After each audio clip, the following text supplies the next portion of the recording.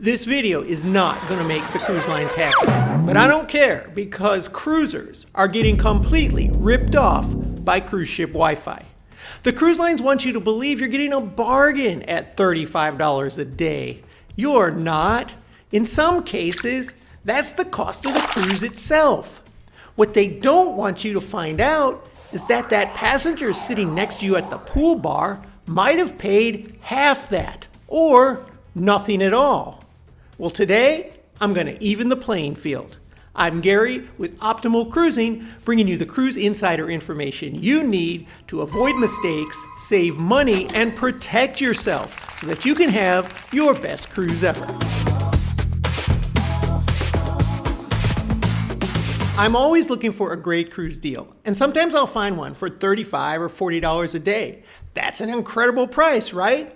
But I don't want to get on that ship and feel like a sucker paying another $35 a day for Wi-Fi. But this is one way they trap you. If you book a cruise and you don't think much about the Wi-Fi until you get on board and you realize you want it, you'll be paying 40 to 60% more than if you bought it ahead of time. Cruise lines use a psychology behind this, and that is they want passengers to spend money on all the extras, including the Wi-Fi package, well before they ever walk on that ship. And so they offer big discounts, in many cases up to 40 and 45% off the onboard price. So instead of paying $35 a day, you can get it for about $20 a day. Still a steep price, but a much better deal for you. And the reason cruise lines do this is because if you spend this money before you ever get on board that ship, you've already kind of forgotten about it. It's already spent money. And once you're on board, you'll be a little more free to spend more money on other things. And then, has anybody noticed these Wi-Fi prices going up over the past several years? Most major cruise lines have upgraded their Wi-Fi at sea with Starlink throughout their fleet, even on the older ships, which does genuinely increase the baseline speeds while you're using internet or Wi-Fi at sea. And cruise lines have quietly raised the onboard price from about $20 to $25 a day for Wi-Fi up to $30 to $35 a day to pay for this Starlink rollout and the new Starlink experience. And then there's another thing they do to really stack up their profits. On most major cruise lines, the Wi-Fi package is per device, not per person and not per stateroom. So you have to buy a package for every device that you want to use simultaneously. Now, on most cruise lines, you can switch between devices. So you could realize some considerable savings. You don't need to use both of your cell phones at the same time. A couple could switch between them, log off one, log in with the other, and still use that same single Wi-Fi package. However, this doesn't work on MSC. MSC will lock the package to that device that you first use it as, and you cannot change it between devices. This is how cruise lines really get people to spend a lot more money on multi-device packages so that you can operate more than one device at the same time. But there is an alternative to cruise ship Wi-Fi. I'll get to that next. But first, let me know in the comments, when you go on a cruise, can you get away with one device or do you need a multi-device package? One thing I've learned after decades of cruising is that the technology is constantly changing, and sometimes that works in our advantage. Such is the case with the cellular at sea network. All major cruise lines have this now on their ships, and you can actually buy an eSIM card through GigSky that works on their network, which means you don't have to spend a dime purchasing cruise ship Wi-Fi. GigSky plans start at around $10 for your entire cruise, and they go up in price depending on how much data you want to buy. Now, GigSky is not for streaming. It won't work that well on the cellular at sea network, but it will work for texting, emails, general browsing, and light social media interactions. This can save you hundreds of dollars while staying connected at sea. I've got a link in my description to GigSky where you can download the app and receive a special discount. And then there is another completely free option hidden in plain sight. I recently talked to a family on board a cruise ship that said that they all purchased the Wi-Fi because they were worried about staying in touch while on board the ship. But you absolutely don't need to do this. If you just want to stay in touch with other passengers on your cruise ship, maybe you're cruising with a group of people, you can do that for free on most major cruise lines simply by downloading the cruise app before your cruise. Every cruise line has their own app, and in there is a feature where you can text other people on your cruise ship for absolutely free. Now, if you're on Carnival, they do charge a nominal fee.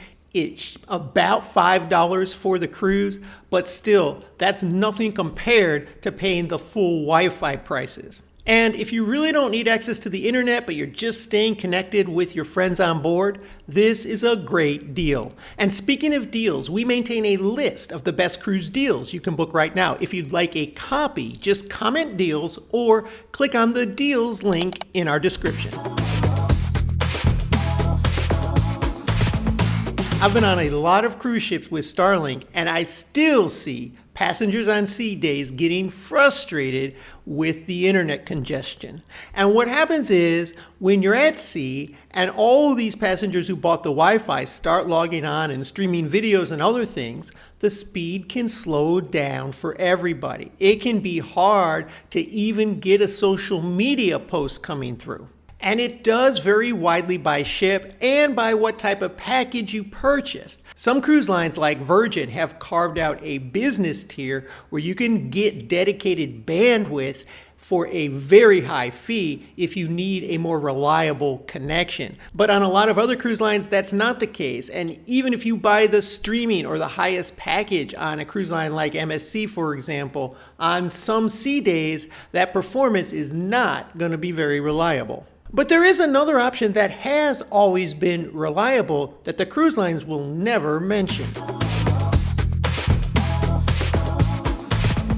There are a couple of alternatives to cruise ship Wi-Fi that have been around for a long time. One of them is the free Wi-Fi you can get at cafes, bars, and restaurants. At most ports of call, if you walk into a restaurant or a cafe and just order a coffee or something, you can sit there and use their Wi-Fi for absolutely free. And then there are loads of eSIM cards that you can download right on your phone if your cell carrier doesn't provide service at one of your ports of call. And then you can walk around that port and have access to the 5G towers all day long. I have a link in my description to one of these providers, Saley, with a discount code that you can use. If you don't absolutely need 24-hour internet access and you can get away with a sea day without Wi-Fi, using Wi-Fi only at ports of call will save you a ton of money. Next, I'm going to tell you about a loophole that can get you cruise ship Wi-Fi without paying for it. But first, if you would take a minute and hit that like button, subscribe to our channel. That way you won't miss our next video. I have a friend that loves to cruise MSC. I know he does several cruises a year. And last year I went on one with him, and he had purchased the Wi-Fi package. And I asked him why, and he said, well, I always purchase the Wi-Fi package. And I said, aren't you a Blue Diamond holder? And he was, because of his loyalty status. Well, for Blue Diamond members on MSC, you get a free browse Wi-Fi package included in your cruise. And this is the case for a lot of cruise lines. Check your loyalty status. They all work differently, but all the major lines like Norwegian, Royal Caribbean, Celebrity, they will offer some kind of free Wi-Fi perk at certain loyalty tiers. Know that going ahead so that you don't pay for something that you already could get for free. And if you've never cruised with MSC and you're thinking of doing an MSC cruise, remember they do a loyalty program match. So if you have a high status with another cruise line, you can get that same status with MSC. It might get you free Wi-Fi on your very first MSC cruise. I've heard cruisers tell me they paid $150 for a 7-night cruise Wi-Fi package, but only ended up really using it for about 4 hours. And this is something you need to calculate before you throw that money down, because cruise lines design these packages to last the length of your cruise on purpose. They don't want you breaking it down. They want you to buy it for every day. But if you are on a cruise that has 4 or 5 port days, how much time are you going to be on the ship using the Wi-Fi on those days? And is it worth it for that 1 or 2 sea days that you might have on a 7-night cruise? Flip that around though, if you're doing a long cruise like a repositioning cruise, a transatlantic, transpacific type cruise, well, you might have 7, 8, 10 sea days on that cruise.